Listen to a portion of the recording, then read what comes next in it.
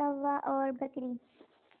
ایک دفعہ کا ذکر ہے کہ ایک گھنے جنگل میں ایک بکری بڑی بے فکر ہو کر گھوم رہی تھی۔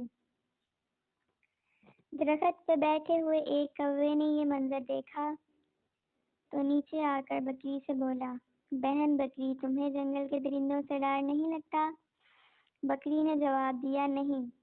کوے نے پوچھا، اس کی کیا وجہ ہے؟ بکری نے جواب دیا کہ کچھ عرصہ پہلے ایک شیرنی اپنے 2 بچوں کو تنہا چھوڑ کر مر گئی تھی۔ میں نے ان بچوں کو پالا، اب وہ بچے شیر جوان ہو چکے ہیں اور انہوں نے جنگل میں اعلان کر رکھا ہے کہ ہماری بکری ماں کو کوئی میلی نظر سے نہ دیکھے، اور اب کسی بھی جانور کی ہمت نہیں کہ وہ مجھے نظر اٹھا کر دیکھے۔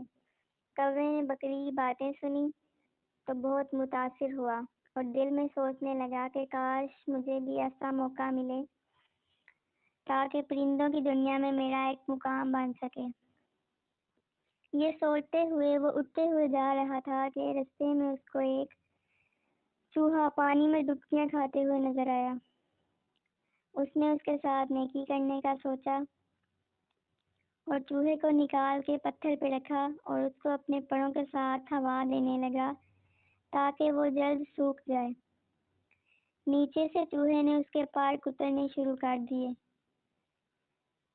تھوڑی ہی دیر بعد چوہا سوکھ کر اپنے بل میں جا گھسا اور کوا اڑنے لگا۔